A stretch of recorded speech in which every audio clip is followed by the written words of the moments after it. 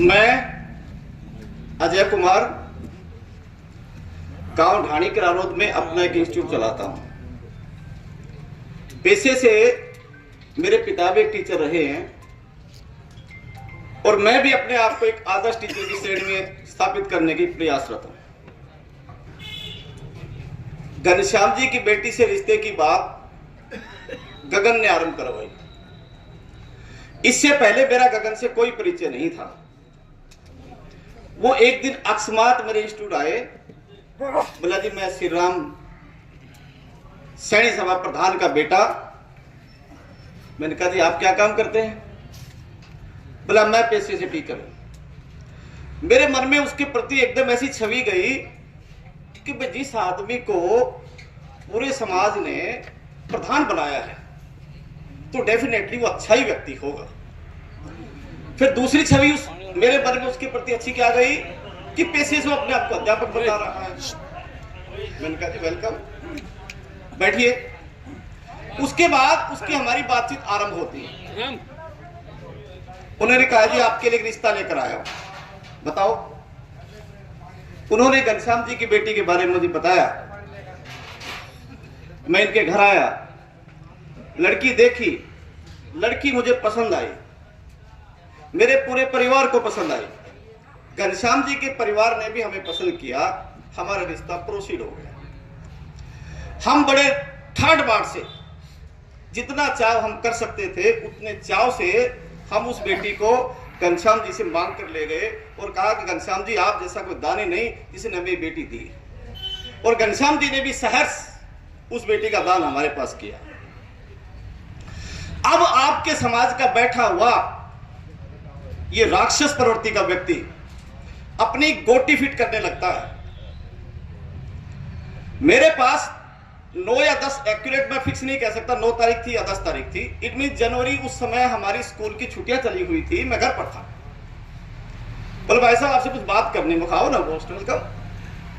गया, बोला छोरी छोड़ दे। मैंने कहा बेवकूफ का बच्चा तो नहीं है तू, अरे इधर ठाड़ से भी अकेला छोड़ दे। बोले भाई या छोरी अपना घर लायक कौन है? मैंने कहा क्यों, क्या हुआ? बोला या नूस है कि मानूस है। मैं बोलो सुन रहा है या जो भी है, या फिलहाल मेरे घर का रिस्पेक्ट है। मैंने घनश्याम जी से मांग ली, अभी मेरे घर की इज्जत है, या जैसी भी है मेरे घर में रहेगी। और मेहरबानी करके दोबारा मेरी बच्ची के बारे में अगर एक भी अपशब्द बोल दिया तो मैं भूल जाऊंगा कि तू भी चोला है। और वहां से उठकर आ गया। बोला भाई साहब मैं तो मजाक कर रहा था। देखिए समझिए उसकी चालाकी को समझिए।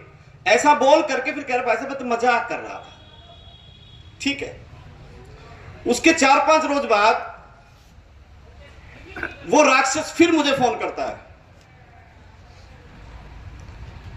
मेरे से मिला। बोलो भाई साहब एक फांसी में फंस रहा हूं। बोलो भाई क्या फांसी है? क्योंकि मेरे मन से तो उतर ही चुका था। जो आदमी हमारी बेटी के बारे में, भाई वो पहले जो भी थी आपके घर जो भी थी ना, मैं उसको भूल चुका हूं। मैं मेरे घर उसे अपनी बेटी मान रहा हूं, तो मेरे घर में तो मेरी बेटी है। वो उसके बारे में जब कोई अपशब्द बोलता है तो आप बताइए कितने पिता उसको सुनकर खुशी होंगे? शायद कोई खुशी नहीं होगा।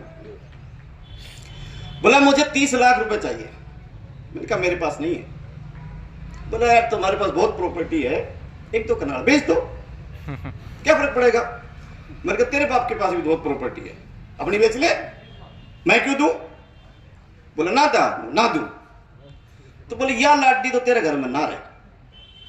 अब मैं हो गया सुन भाई, लड़की का ये दादा, लड़की का नती से दादा और बिचौला भी। इसका मतलब घनश्याम जी के घर में तो उसकी जड़ें हैं। अब अगर मैं इसको मना कर दूंगा तो ये लड़की को ले जाएगा। आप बताइए हमारे पास तो एक महीना भी नहीं हुआ है, वो ले जाएगा। फिर मैंने सोचा अगर ये ले जाएगा तो जाते कहेगा जी हमारा दहेज मांग रहा था, बड़ी गड़बड़ होगी। मैंने कहा भाई मुझे इसको समय दे सोचने का, विचारने का, फिर मैं सोच के बताऊंगा तेरे को। मैं घर आया, मेरे घर की व्यवस्था क्या है, हम सभी मिलकर साथ खाना खाते हैं। हम सांझ को खाना खा रहे थे। मैंने कहा पूजन? बोले हाँ पापा। बेटा एक मेरे दिमाग पे एक व्यथा है और मैं परेशान हूं। बोल पापा क्या बात है बताओ। वो तेरे दादू आए थे। बोल कौन से दादू। मैंने कहा दादू भी कहीं है क्या तेरे। बोला हाँ कहीं है। बताओ कौन से दादू आए थे। मैं कहा वो बिचौला। बोला वो गगन जी। वो हाँ गगन। क्या कह रहे थे। वो ये कह रहा है कि मुझे 30 लाख रुपए देने या बिन्नी घर में ना रहे। तो उसने कहा पापा भी फोन मिलाइए। उस लड़की ने अपना फोन मिलाया मेरे फोन से। उसने उसको बहुत तड़क के धमकाया कि मेरे वैवाहिक जीवन में आपको एंटर करने की आवश्यकता नहीं है, आप मेरे ससुराल से दूर चले जाइए। मैं घनश्याम की दीवदान की उस बच्ची पर नाज करता हूं जिसने पहली स्टेज पर उस कुत्ते को इतनी बुरी तरह से लताड़ा कि देख करके मेरा सीना गदगद हो गया। मुझे बड़ा गर्व हुआ कि जो बच्ची मैं पसंद करके लाया हूं मेरी पसंद गलत नहीं है। अभी 3-4 रोज बाद ये बेटा मेरे पास आया। बोल पापा। मैं कहा बेटा। बोले देखना ये बेशरम मेरे फोन पर क्या भेज रहा है। क्या भेज रहा है। देखा उसने मैसेज डाले बेटे के फोन पर कि ओए तेरी मैडम नू। मैं वो शब्द अपने मुंह से बोल नहीं सकता क्योंकि ऐसी बेशर्मी आपके स्वभाव में होगी। मेरे घर परिवार में इन शब्दों का उच्चारण करने की क्षमता और सुनने वाला कोई नहीं है।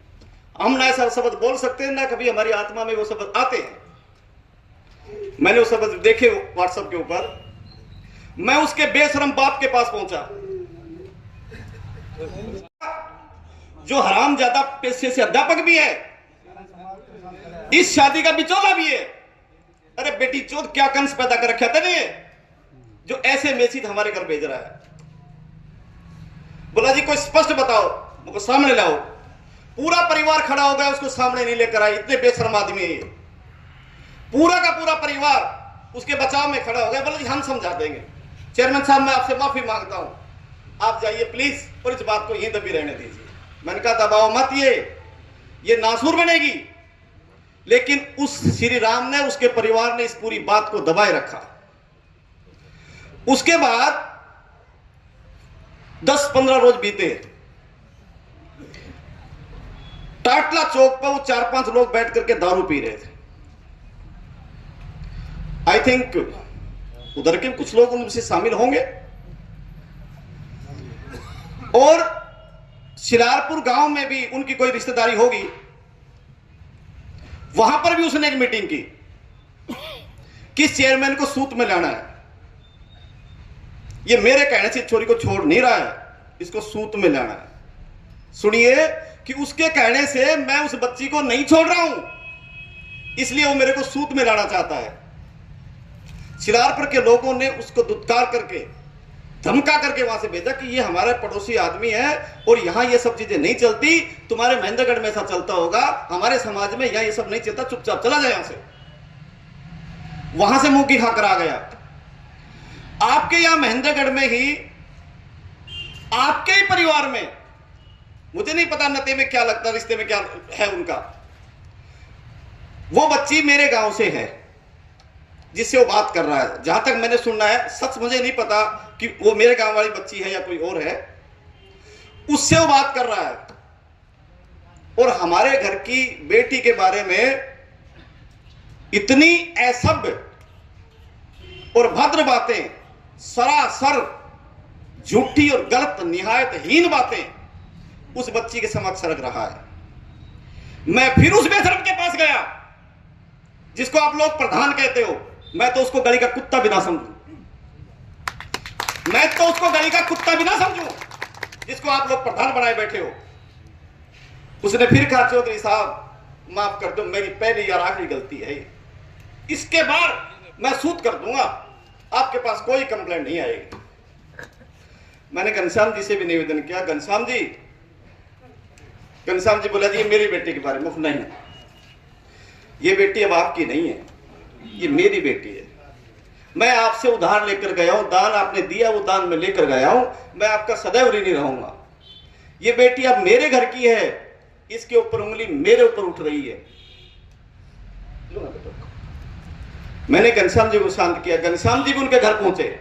आई थिंक इनके परिवार के लोग गए होंगे, ये बताएंगे उन लोगों ने इनको क्या काम, मैं नहीं था उस समय। ये भी उसको समझा कर आए कि अपने इस कपूत को समझा ले। पता नहीं ये एक मानस की औलाद है, 4-5 का डीएनए हरामजादे के अंदर। इसको समझाओ बहन चौथ को, लेकिन पता नहीं उन्होंने समझाया है नहीं समझाया, वो लोग जाने। 25 तारीख की रात्रि 25 तारीख की रात्रि गांव में 4 पेज का एक पंपलेट उसने छपवाया और बांट दिया। मैं सुबह जो ही उठा टपाटप फोन, बोले चेयरमैन साहब ये क्या हो गया? तो मैं आपको बताना चाहता हूं, अजय का कैरेक्टर ऐसा नहीं है कि गगन के लिखे हुए एक कागज के टुकड़े का मोहताज हो। हमने अपना चरित्र अपने बलबूते पर बनाया है, उस गगन के कागज के टुकड़े से अजय के चरित्र का निर्धारण नहीं हो सकता। जो हम लोगों के दिलों में राज करते हैं, लोग हम पर विश्वास करते हैं, वो गगन के कैसे विश्वास टूट जाएगा? क्या ऐसा मान बैठे आप हमें? नहीं, हम उसके घर पहुंचे, आराम से सो रहा है, पा करके बुलाया उसको। सबसे पहले देखो उस दिन उसके परिवार के लोगों ने उसे सजा दी, ये सच है।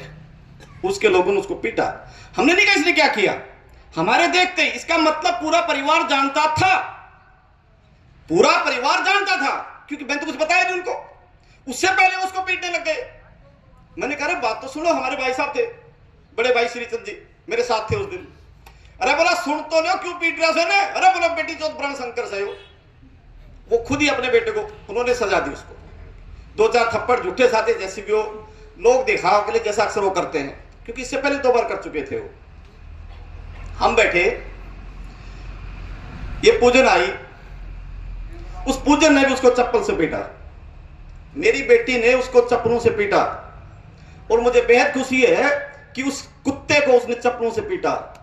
और मैं कहता हूं कि मुझे जहां भी मिलेगा हर मोड़ पर उसको पीटेंगे, और यही बेटी पीटेगी उसको। ये बेटी उसको ऐसे आसानी से छोड़ने वाली नहीं है।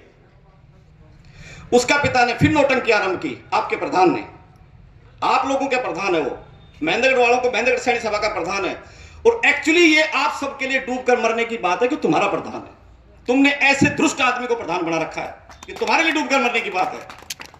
फिर उसने अपनी नौटंकी स्टार्ट की, बोला चेयरमैन साहब इस बार क्षमा कर दो। मैंने कहा पहले से पूछो इसने गलती की है कि नहीं की है। वो बैठा, बोला हाँ जी मैंने गलती की, वहां पर मेरे ख्याल से साहब भी थे। सर आपका नाम? अखीराम जी। ये अखीराम जी थे, है अखीराम जी यहाँ पर? एक बार जाए खड़े होंगे, वहां पंचायत में जो लोग थे, उस पंचायत में जो लोग थे वो खड़े होंगे जरा। लीलाराम जी थे आप? हाँ थे आप। उसने अपने मुंह से स्वीकार किया, इन सब के सामने उसने कहा जी मेरे से गलती हो गई, ठीक है, मेरे सिर पर वासना का भूत सवार हो गया था। देखो चंबे की बात, एक टीचर के सर पर वासना का भूत सवार हो गया था, उसकी बच्ची बराबर हो रही है, उसके सर पर वासना का भूत सवार हो गया।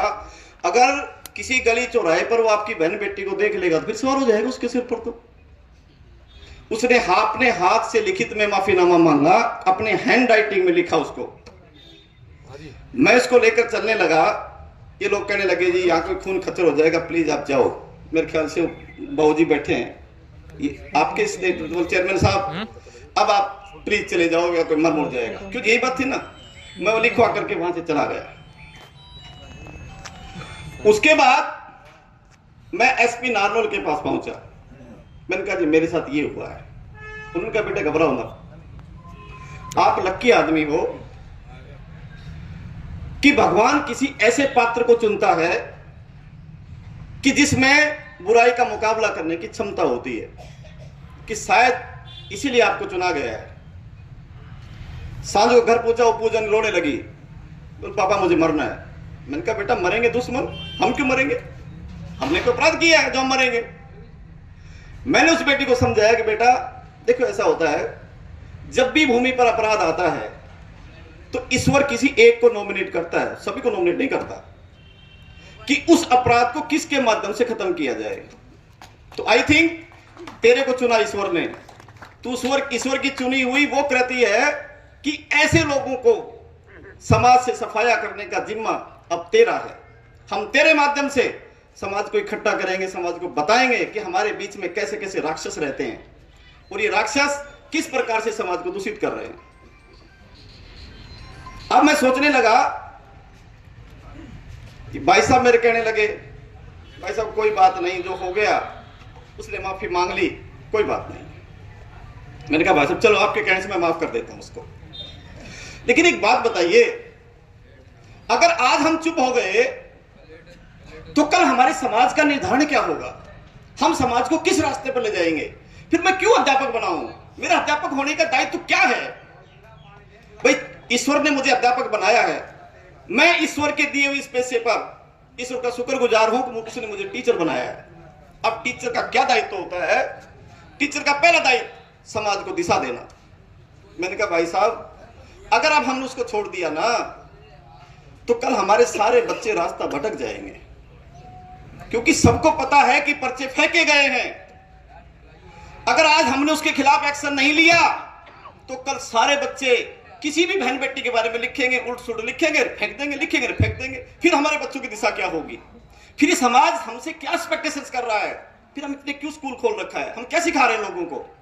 तो बोला तू क्या चाहता है? मैं कहा मैं ये चाहता हूं कि अपराधी को सजा मिले, और इसके लिए समाज मुझे चाहे किसी भी दृष्टि से देखे, समाज ऐसा सोचता है कि अजय अपराधी है तो है, समाज ये सोचता है अजय ने गलत किया है तो है किया है, लेकिन ऐसे समाज के अपराधियों को अजय माफ नहीं कर सकता, ना कर सकता, ना करूंगा।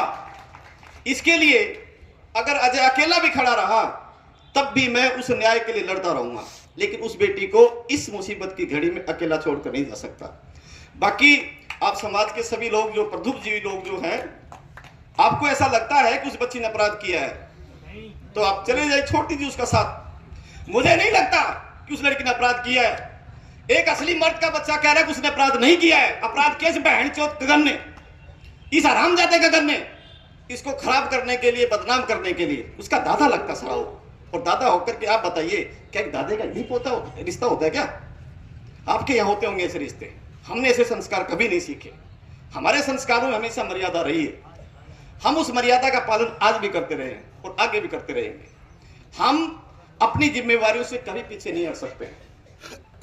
अब समाज के इतने लोग इकट्ठे हुए हैं, मैंने शुरू से सुन रहा हूं सभी लोगों की बातें, ध्यान से सुनिए। मैंने सभी लोग कह रहे हैं कि भाई ऐसा करना चाहिए, बच्चों पर ध्यान रखना चाहिए। एक बात बताओ,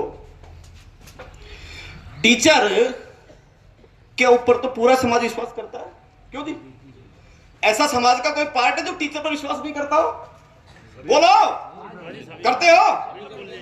बोलो बेटी चौथ पैसे से टीचर है के डिस्कस करा मैं बालका से। जब टीचर ही खुई खो देगा तो समाज को रास्ता कौन देगा?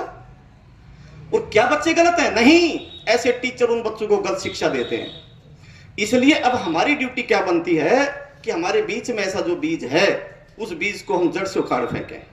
अब उसके लिए में करना क्या है? हम कानूनी लड़ाई लड़ रहे हैं, हट नहीं रहे पीछे। मैंने घनश्याम जी से कहा, घनश्याम जी कुछ भी हो जाए इसको छोड़ेंगे नहीं, समाज साथ आएगा, क्योंकि सच की हमेशा जीत होती है। और धैर्य रखिए। जब द्रौपदी का वस्त्र हरण हो रहा था, पांडु ने धैर्य रखा, द्रौपदी ने धैर्य रखा, अपना धैर्य नहीं खोआ।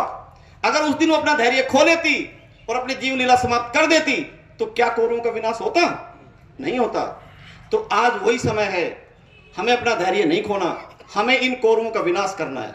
जो समाज के सफेद पोष कुर्ते में छिपे बैठे हैं ना, इन कौरवों का विनाश करना।